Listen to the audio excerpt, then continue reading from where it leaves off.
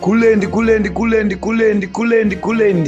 Right, mamuchida kunzwa nyaya dzekuti nhasi Zanupf kuita sei ndikuzviziva ende munoziva kuti nini wacho will never disappoint. Saka kana muchinge matosvika panapa I think kungolike ndozvinhu zvandiri kungokumbira kwamuri. Kana malike this video ndonyatsorudunuka munyaya, asi ndakaona malike ari kuita mashoma hansi kuriribuditsa kana kuti ndikubva ndakurumidza kukata. But thank goodness ndichangorita sweet and short so that munongofamba muchingoziva kwamuri ikoko. Nezuro Advocate Fadzai here vakawina an election raiitwa ku ZiFm stereo richinzi Zimbabwean of the Year. Zvinhu izvozvo zvakakwidza BP kune vanhu, masupporters, foot soldiers, varakashi veku Zanupf, vakomana vanoshanda 24/7 kudefenda kusagona basa kweZanupf, kudefenda propaganda nemanyepo zvinobuda zvinotaurwa kuZanupf. Now, nyaya ichakaitika after zvese zvaitika, vanhu vakatanga kubuda vachishoropodza nekutukirira uyo anoitwa misread anova iye aimhanyisana neshow yacho iyoyo, muridzi weshow yacho yakavhotwa pachitwa Zimbabwean of the Year. Zvakavarwadza, zvakavapinda deep. Inini ndakatombotaura ndikati guys, kana muchinge manga muri kuningirina this thing chakaitwa in online voting yaingoitwa pachirongwa chaingoitwa kuti ningi is the Zimbabwean of the Year, dai manga muri serious about winning this thing, maifana kungomobilize vanhu venyu like what you guys have been doing pamunenge muchiitawo zvimwe zvamunenge muchiita. Pamunowina hakuna nomboningirina, pakawinawo mumwe munhu anenge ari wekuside kuopposition side motanga kupopota, which is not fair, because you think kuti every win inofanira kuenda kuZanupf. That is nonsense.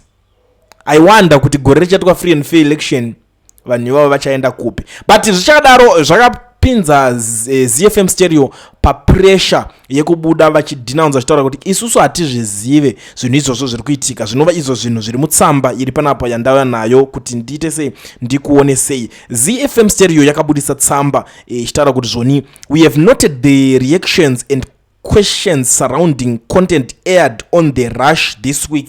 For clarity, the Rush Awards are not an official ZiFm stereo awards platform.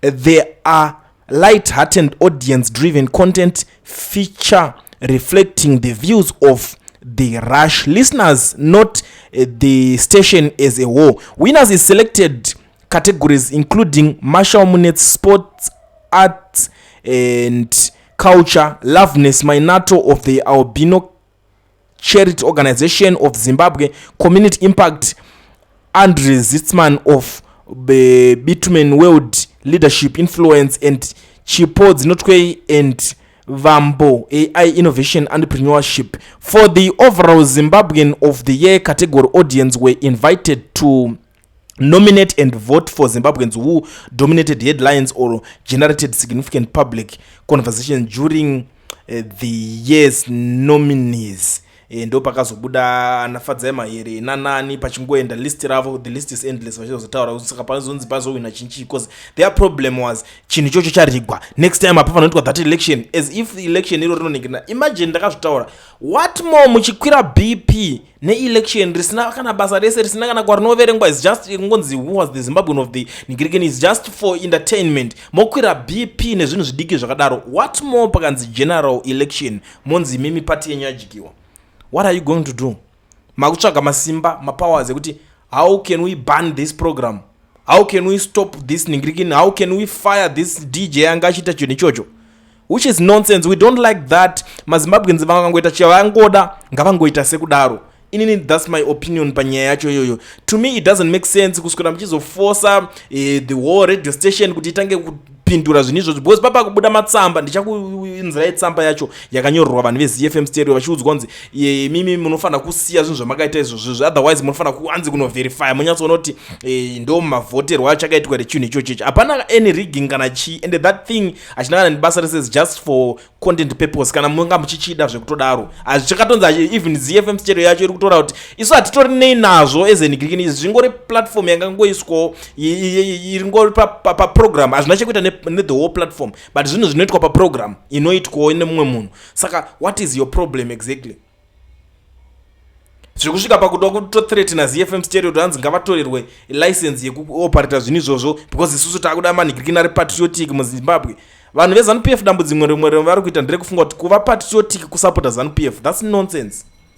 hazvina chekuita nekunhingirikana zvekuva unhingirikana because ZanuPF yacho ine vanhu varikuita corruption, ine vanhu vari kuba mbavha dzega dzega, vari kuita udzvanyiriri, vanhu vari kuitirana vanhu utsinye. Saka ndokuvapa tichotigere ikoko hakuna kana hwana ambokuongorora kuzvitarisa izvozvo, but vanoda kushandisa mawedzi avasingagoni kuziva kuti zvinoreva kuti chii.